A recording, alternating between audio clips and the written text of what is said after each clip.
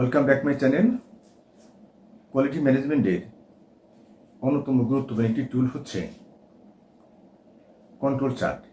এই control chart ব্যবহার করে আপনারা কীভাবে আপনাদের প্রতিষ্ঠানের কোয়ালিটি ম্যানেজমেন্ট করবেন তার উপরে আজকের আলোচনা।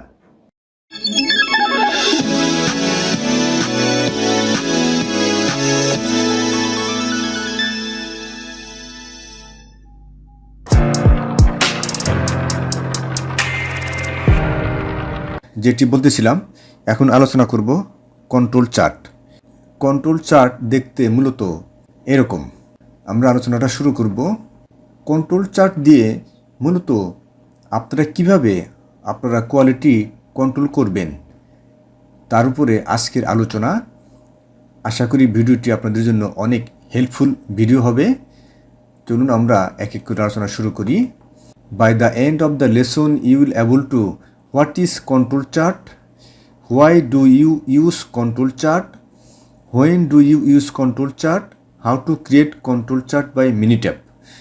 অর্থাৎ কন্ট্রোল চার্ট কাকে বলে, কেন আপনি কন্ট্রোল চার্ট ব্যবহার করবেন, কখন ব্যবহার করবেন, এবং ভিডিওর শেষের দিকে অত্যন্ত গুরুত্বপূর্ণ যে বিষয়টি তা হলো মিনিট্যাবের মাধ্যমে কীভাবে আপনারা কন্ট্রোল চার্ট দিয়ে কোয়ালিটি কন্ট্রোল করবেন। প্রথমেই আছে what is control chart. Control chart is one kind of quality management tools. এটি এক ধরনের কোয়ালিটি ম্যানেজমেন্ট করার 7টি যে টুলস আছে তার মধ্যে এটি একটি tools. Over the time period you process how change, অর্থাৎ সময়ের পরিবর্তনের সাথে সাথে আপনার প্রসেসটা কতটুকু চেঞ্জ হচ্ছে সেটি আমরা এই কন্ট্রোল চার্টের মাধ্যমে জানতে পারি। কন্ট্রোল চার্টটা হচ্ছে যে চলমান একটা বিষয়, এটা যেমন চেকশিটে আলোচনা করেছিলাম ওটি মোটামুটি চলমান একটি বিষয়। এই কন্ট্রোল চার্টও আরেকটি চলমান বিষয়। In a control chart have centre line. একটা কন্ট্রোল চার্টের মধ্যে সেন্টার লাইন আছে, এরকম একটা সেন্টার লাইন। এই যে দেখুন, এই যে এই সবুজ কালারের যে লাইনটি এটাই হচ্ছে সেন্টার লাইন। তারপর আছে হলো upper specification limit and lower specification limit. এই যে আপার স্পেসিফিকেশন লিমিট লালটা এবং লোয়ারটা হচ্ছে নিচেরটা লোয়ার স্পেসিফিকেশন লিমিট। তো আমাদের প্রসেসটা এটার ভিতর রাখতে হয়। আমাদের প্রসেসটি এটির ভিতর রাখলে তাহলে বলা যায় যে প্রসেসটি কন্ট্রোল আছে বা প্রোডাকশন কন্ট্রোলের মধ্যে আছে। যাই হোক, when cross upper line or lower line you have to understand that your process out of control. যখনই আপনার যে ইন্ডিভিজুয়াল রেঞ্জ, যে ইন্ডিভিজুয়াল যে ডাটাগুলো সেগুলো যখনই আপনার আপার কন্ট্রোল লিমিট বা লোয়ার কন্ট্রোল লিমিটের বাইরে যদি চলে যায় তাহলে বুঝতে হবে যে প্রবলেম, যে আপনার প্রসেসটা কন্ট্রোল না। Also you can say your production process out of control. এছাড়া আপনি এটা কি কোয়ালিটির বাইরেও যদি চিন্তা করেন যে প্রোডাকশন আউট অফ কন্ট্রোল, এটিও বলা যেতে পারে। কন্ট্রোল চার্টটা কি আমরা আজকে জানলাম। তো এখন আলোচনা করব হোয়াই ইউজ কন্ট্রোল চার্ট। আপনি কেন কন্ট্রোল চার্ট ব্যবহার করবেন। We can instantly which process out of control. আমরা ইনস্ট্যান্টলি জানতে পারি যে এই প্রসেসটা কন্ট্রোল নাকি কন্ট্রোল না। Which process out of control, কোন প্রসেসটা আউট অফ কন্ট্রোল সেটিও জানতে পারি। Who and when arise defect or problem, ওই প্রসেসের মধ্যে কে ডিফেক্ট করতেছে এবং কখন ডিফেক্ট হচ্ছে এটি আমরা জানতে পারি। You can know counter measures of defect. আপনি যদি এই যে কি, কেন, কোথায়, কীভাবে হচ্ছে এটা যদি জানেন তাহলে আপনি কিন্তু কাউন্টার মেজার্সটাও করতে পারবেন বা জানতে পারবেন। এই জন্য আমরা কন্ট্রোল চার্ট ব্যবহার করি। সর্বশেষে আছে how much time stop machine for process. ওই প্রসেসটির জন্য, অর্থাৎ যে প্রসেসে প্রবলেম অ্যারাইজ হয়েছে সেইখানে আপনার কতক্ষণ সময় মেশিনটি বন্ধ ছিল এটিও আপনারা জানতে পারবেন। অর্থাৎ নন প্রোডাক্টিভিটি টাইম, এনপিটি যেটাকে বলা হয়। যে ফ্যাক্টরিতে এনপিটি সবচেয়ে কম সেই ফ্যাক্টরির স্মুথলি চলে এবং তারা খুব ভালো অবস্থানে থাকে এবং তারা ভালো সার্ভাইভ করতে পারে। আর যে প্রতিষ্ঠানে এনপিটি অর্থাৎ নন প্রোডাক্টিভিটি টাইম বেশি সেখানে যত প্রবলেম। একটা কথা বলা দরকার এখানে, কথা আসে, আপনারা জানেন কিনা জানি না যে গার্মেন্টস ট্রেডে কিন্তু নন ভ্যালু অ্যাক্টিভিটিস বা নন প্রোডাক্টিভিটি টাইম শতকরা 45 থেকে 50%। তো আমরা যদি এই নন ভ্যালু অ্যাক্টিভিটিসকে মিনিমাইজ করতে পারি তাহলে কিন্তু আমরা মানে লক্ষ লক্ষ কোটি কোটি টাকা সেভ করতে পারবো। একটি 10 লাইনের বা 20 লাইনের ফ্যাক্টরিতে প্রায় মান্থলি 40 থেকে 50 লক্ষ টাকা সেভ করা যায়। আমি এই ভিডিও ডিসক্রিপশনে এইরকম একটি ভিডিও তৈরি করেছি এবং এটি আপলোডও করা হয়েছে। আপনারা যদি দেখতে চান ওই ভিডিওর লিঙ্কটি এই ভিডিওর ডিসক্রিপশনে দেওয়া থাকবে, আপনারা আশা করি দেখে নেবেন। যা হোক, এবার পরের স্লাইডে চলে আসি। When do you use control chart? In the production floor during production we can use a control chart. অর্থাৎ ফ্লোর যখন একটি প্রোডাকশন ফ্লোরে যখন কাজ হয় তখন কিন্তু আমরা কন্ট্রোল চার্ট ব্যবহার করতে পারি। আসলে ফ্লোরে এই কন্ট্রোল চার্টটা কীভাবে ইনস্ট্যান্টলি ব্যবহার করা যায় তার উপর একটি ভিডিও আমি তৈরি করেছি এক্সেলের মাধ্যমে। অ্যামেজিং একটা ভিডিও তৈরি করেছি। এটি আপনি মানে দেখলে অবাক হয়ে যাবেন যে আসলে ভিডিওটি কত সুন্দর ভিডিও একটি। ইনস্ট্যান্টলি কীভাবে এক্সেলের মাধ্যমে এটি করা যায়, আপনারা আমার এই চ্যানেলের সাথে যুক্ত থাকুন। আমি এক্সেলের মাধ্যমে কীভাবে ইনস্ট্যান্টলি আপনার প্রসেসের কী অবস্থা দেখা যায় সেটি আমি দেখিয়ে দিতে পারবো। আর মিনিটেবের মাধ্যমে যেটি করব সেটি হচ্ছে আমার হিস্টোরিক্যাল ডাটা বা আগের ডাটা, ওইটা দিয়ে আজকে আমি দেখা দেবো কীভাবে কন্ট্রোল চার্ট ব্যবহার করে কীভাবে মিনিটেবের মাধ্যমে আপনি প্রসেস কন্ট্রোল করতে পারবেন। এতক্ষণ আমরা জানলাম what is control chart, why use control chart এবং হোয়েন ইউজ কন্ট্রোল চার্ট।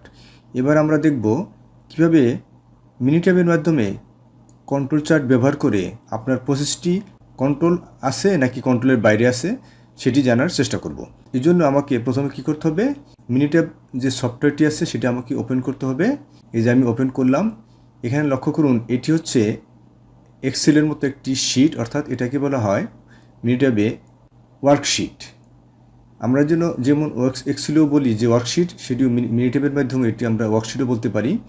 এই ডাটাটি প্রথমে আমি একটি ফ্যাক্টরি থেকে একটি মাসের কোন ধরনের ডিফেক্ট কত পিস অ্যারাইজ হয়েছে সেটি নিয়েছি, তারপর এটিকে আমি মিনিটেবে ট্রান্সফার করেছি। তো ট্রান্সফার করার পরে এবার আমি মিনিটেবের মাধ্যমে দেখব আমার প্রসেসটি কন্ট্রোল কি কন্ট্রোল না। এই জন্য আমাকে প্রথমে কী করতে হবে, এই যে স্ট্যাকে যেতে হবে।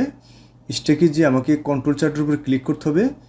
কন্ট্রোল চার্টের উপরে ক্লিক করলে আমার এখানে ভেরিয়েবল চার্ট ফর সাবগ্রুপটা হলো যে আমি 10টি ডাটা যদি নেই বা অর্থাৎ 100টি ডাটা আছে সেখান থেকে আমি 20টি বা 30টি ডাটা যদি নেই তখন আমার এটা সাবগ্রুপ হবে। তখন আমার এই সাবগ্রুপ থেকে আমাকে এক্স বার আর চার্টে ক্লিক করতে হবে। এটি আমি অন্যদিন একটি ভিডিওর মাধ্যমে দেখাবো। আজকে দেখাবো সবচেয়ে বেশি যে গুরুত্বপূর্ণ variable charts for individuals IMR, অর্থাৎ ইন্ডিভিজুয়াল মুভিং রেস। এগুলো এক একটা ইন্ডিভিজুয়াল ডাটা, এই জন্য এটাকে ইন্ডিভিজুয়াল মুভিং রেস বলা হয়েছে। এই জন্য আবার কী করব, প্রথম আমি IMR চার্টে ক্লিক করব। ক্লিক করার পরে দেখেন এখানে ভ্যারিয়েবলস, অর্থাৎ এই যেগুলো তো ভ্যারিয়েবলস, এই ডাটাগুলো তো ভ্যারিয়েবলস। তো আমি একটি ভিডিওতে আলোচনা করেছিলাম যে কোনটি কোন ভ্যারিয়েবলস, কোনটি কী ধরনের ডাটা, ভ্যারিয়েবল কোনটা এক্স ভ্যারিয়েবল, কোনটা ওয়াই ভ্যারিয়েবল, নিউমেরিক্যাল ডাটা কোনটি, ক্যাটাগরিক্যাল ডাটা আমি কিন্তু আলোচনা করেছিলাম। তো ওইটা বোঝার জন্য আপনাদেরকে কিন্তু সেই ভিডিওতে যেতে হবে।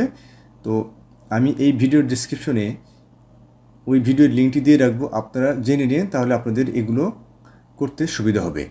তো প্রথমে আমি এই যে এবার ডবল ক্লিক করব এই ভেরিয়েবলসের ভিতরে, এবার আমি ওকে করব। ওকে করার পরে লক্ষ্য করুন এই যে এটি হচ্ছে উইন্ডোজ সেশনে কিন্তু এই যে আমার রেজাল্ট শো করতেছে। অর্থাৎ লক্ষ্য করুন আমার টার্গেট হচ্ছে এখানে অ্যাভারেজ হচ্ছে 227, আমার যেখানে ডাটা দেওয়া আছে সেই ডাটার অ্যাভারেজ হচ্ছে এক্স মানে 277, আর আপার কন্ট্রোল লিমিট হচ্ছে 1036, লোয়ার কন্ট্রোল লিমিট হচ্ছে 482। তো আমার হলো এটা টার্গেট লাইন এই ডাটার ক্ষেত্রে। আপনি যখন ওখানে আমি যেহেতু এখানে এক মাসের ডাটা অ্যাড করে নিছি এই জন্যে সংখ্যাটা বেড়ে গেছে। আপনারা যদি এক সপ্তাহের বা একদিনের ডাটা স্টাডি করতে চান তাও করতে পারবেন, আপনাদের ইচ্ছা। আপনারা কিন্তু সেই cutting, swing, finishing, merchandising department, তারপর আপনার এই স্যাম্পল ডিপার্টমেন্ট, প্রত্যেকটা ডিপার্টমেন্টেই আপনারা কিন্তু এই মিনিটেবের মাধ্যমে প্রসেসটা কন্ট্রোল আছে কি কন্ট্রোল না আপনারা বুঝতে পারবেন। তো আমি একটি সুইং ফ্লোরে ডিসিউ নিছি, ক্লিক করার পরে এরকম একটা সেশন আসছে, দেখা যাচ্ছে যে আমার নিচের ঘরে দেখুন এখানে কিন্তু আমার মুভিং রেঞ্জ, নিচের ঘরে দেখুন মুভিং রেঞ্জ আপার কন্ট্রোল লিমিটের উপরে চলে গেছে, 2টা পয়েন্ট কন্ট্রোল লিমিটের উপরে চলে গেছে। তার মানে আমার এই প্রসেসটা কন্ট্রোল না। যদি কন্ট্রোল আনতে চাই তাহলে আমার এই যে 2টা পয়েন্ট আছে, 2টা পয়েন্ট আমার এই আপার কন্ট্রোল লিমিটের ভিতরে আসতে হবে। ঠিক দেখতে এই যে এরকম হবে, এই যে দেখেন এই যে দেখতে এরকম হবে, যেমন এখানে upper control limit, lower control limit. এই যে আমি এখানে দেখলে আপনাদের বুঝতে একটু সহজ হতে পারে। সেটা হলো যে আমি একদিনের ডিসিউ নিয়েছিলাম, সেখানে দেখেন এক্স মানে এই 7 পয়েন্ট সামথিং টার্গেট আমার অ্যাভারেজ ছিল 7 পয়েন্ট সামথিং, উপরে ছিল আপার কন্ট্রোল লিমিট 9.73 আর লোয়ার কন্ট্রোল লিমিট ছিল 4.47। এটা আমার কিন্তু এই মিনিটের মধ্যে করা ছিল, এটা আমার এইটা যাই হোক। তো দেখতে এরকম হবে, কিন্তু এই যে দুইটা পয়েন্ট কিন্তু আপার কন্ট্রোল লিমিটের উপরে চলে গেছে। তার মানে এই প্রসেসটা কন্ট্রোল না, কোয়ালিটির ক্ষেত্রেও কন্ট্রোল না, প্লাস প্রোডাকশনের ক্ষেত্রেও কন্ট্রোল না। যেহেতু কোয়ালিটির ক্ষেত্রে কন্ট্রোল না, এই জন্য প্রোডাকশনের ক্ষেত্রেও কন্ট্রোল না। আমরা কি জানি যে কোয়ালিটি ভালো হলে প্রোডাকশন ভালো হয়। তার মানে আপনি যদি এই ডিসিউ এখানে এই কন্ট্রোল আপার কন্ট্রোল লিমিটের ভিতরে নিয়ে আসেন, তাহলে কিন্তু আপনার প্রসেসটা স্মুথলি চলবে, প্রোডাক্টিভিটি এফিসিয়েন্সি বাড়বে, কোয়ালিটি ভালো হবে। বিষয়টা ক্লিয়ার? আমরা আবার সেশনে চলে আসি, মিনিটেবে চলে আসি। তো এটা হচ্ছে এভাবে আপনার মিনিটেবের মাধ্যমে আপনারা প্রসেসটা কন্ট্রোল কি কন্ট্রোল না আপনারা খুব সহজে বের করতে পারবেন। তো এই জন্য আপনাদেরকে মিনিটেব সফটওয়্যারটি ওপেন করে নিতে হবে, ডাউনলোড করে নিতে হবে। এটি একটি পেড সফটওয়্যার, ক্র্যাক ভার্সনও পাওয়া যায়। তো আপনারা, আমি যেমন ক্র্যাক ভার্সন ডাউনলোড করে নিয়েছি, আমি দিব্যি কাজ করে যাচ্ছি, কোনো সমস্যা হচ্ছে না। এবার আমরা একটু দেখি যে এটা স্ট্যান্ডার্ড ডেভিয়েশন কত, এবং আমি যেটা দেখালাম যে দুইটা পয়েন্ট কিন্তু কি লিখছে 1 point more than 3 standard deviation from centre line, অর্থাৎ সেন্টার লাইন থেকে এই স্ট্যান্ডার্ড ডেভিয়েশন যত কম হবে তত আমাদের জন্য ভালো। হোয়াট ইজ সিক্স সিগমা, সেই ভিডিওর মধ্যে এই স্ট্যান্ডার্ড ডেভিয়েশন কী, লিন সিক্স সিগমা কী, তারপর এই বিস্তারিত একটু যেটা আলোচনা করেছিলাম, ওই ভিডিওর লিঙ্কটি এই ভিডিও ডিসক্রিপশন দিয়ে রাখবো, আপনারা একটু দেখে নিন। দেখেন যে টেস্ট ফেল্ড, দুইটা পয়েন্ট কিন্তু ফেল, এই যে 12 এবং 14, 12 এবং 14 যেটি ওই যে আপার কন্ট্রোল লিমিটের বাইরে চলে গেছে, ওই পয়েন্টটা কিন্তু 12 এবং 14 সেখানে এই যে ফেল দেখাচ্ছে। তো এই বিষয়গুলো কিন্তু আপনারা এক্সেলে এইভাবে করতে পারবেন না। আপনাদের এক্সেলে করতে হলে আপনাদের সময় সাপেক্ষ ব্যাপার এবং অনেক করা কঠিন হয়। যাই হোক, এইটাই ছিল আজকের এই ভিডিও। আশা করি ভিডিওটি আপনাদের ভালো লেগেছে। আর যদি ভালো লেগে থাকে তাহলে অবশ্যই কমেন্টস করবেন, শেয়ার করবেন, অন্যদেরকে জানার সুযোগ করে দেবেন। শেয়ার যদি করেন তাহলে অন্যরা জানার সুযোগ পাবে।